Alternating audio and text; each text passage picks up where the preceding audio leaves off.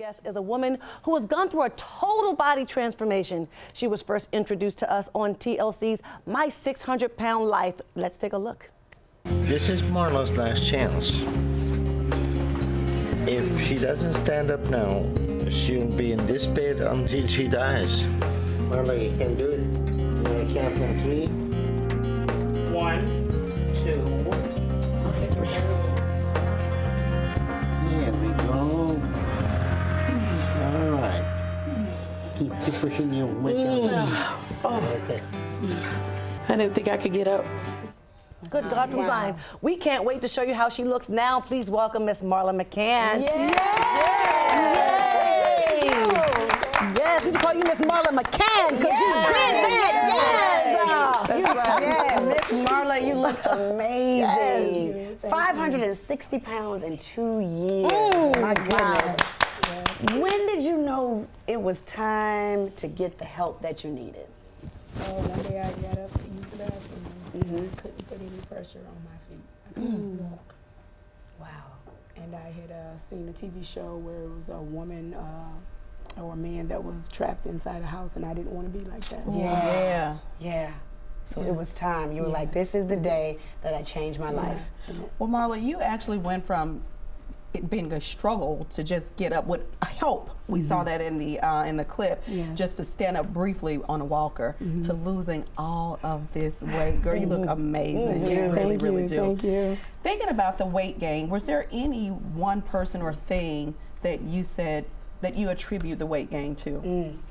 Did something happen? Was there something traumatizing in your past? Yes, as Ayana always says, you have to get to the root of the problem. And the root of the problem for me was when my father was, I was molested. And then I was kidnapped by a high school sweetheart.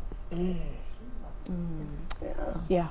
I stayed indoors. I didn't want to endanger anyone. I didn't want to endanger my children. I just stayed in, and food. Was my comfort. Food was my comfort. Thank you for your transparency.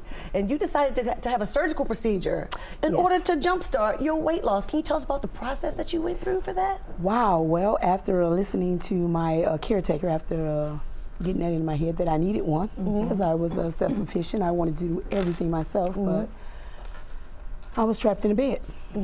So after listening to her, I seeked out and wrote people, didn't get any answer, and she told me, Marla, it's this show that takes people in for the surgery, and you need to write in. So I thought about it and I wrote in. They sent out a video.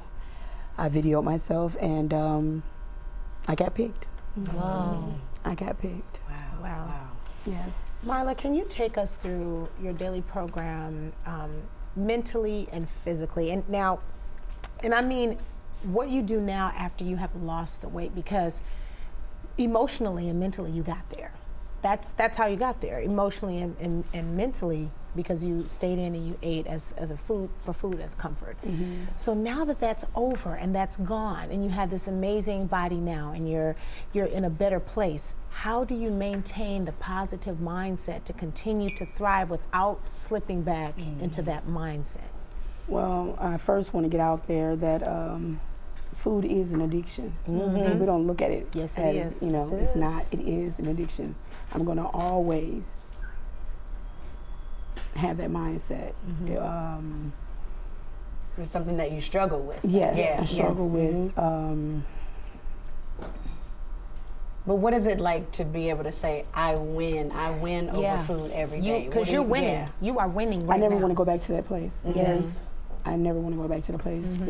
The way I was treated, you never want to go back there. It's lonely. Yeah. What do you say to people that are like, well, it's your fault that you were in that? Because if you don't know your story, you'll look at a show like that and say, well, how could they do that? How could they just eat all that food and do all of that? What do you say to those people to have a little bit more empathy for people who are going through? Well, as you were told, I was told when you're little, you never judge a book by its cover. So, everybody has a story. Everybody has a route that they got to get to, For those people, they're just ignorant. Misinformed. Well, we're talking books, and you have one, my dear. Yes, I'm writing a book. Absolutely. Yes. So what would be the take-home message that you want people to get while reading the book or when reading the book? That you can overcome your struggles and fears. You can overcome. You can do it. I did it. Yes. You can do it. Yes. And I believe God has put me here to share my stories. It's not for me.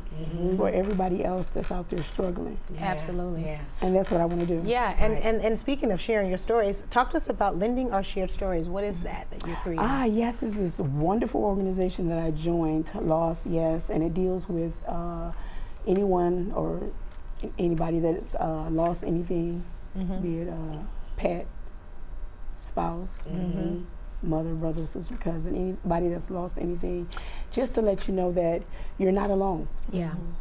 We need to come together as a community and share and get the love that we deserve and need to make it out here. Right. It's rough. Yes. Yeah. It's really rough. Talk about your faith walk and how God, you mentioned God when answering Quad's question, but how has the Holy Spirit, God, your source, helped you through this process when you have those human moments? Oh, Jesus. I've always, you just keep your faith. I never knew how I was going to get out of this. I knew I was. I knew this wasn't the life that he was, presented me with. The name of my book is going to be called Altered, because I altered my life. I like that. That's right. Yes. So I tell anyone, keep your faith. Keep your faith. Don't give up. Keep your faith. Don't ever give And up. on that good note, we want to thank you so much for being here. Thank you for sharing your journey with us. Be sure to follow Marla on Instagram at truth_your point in order to keep up with her.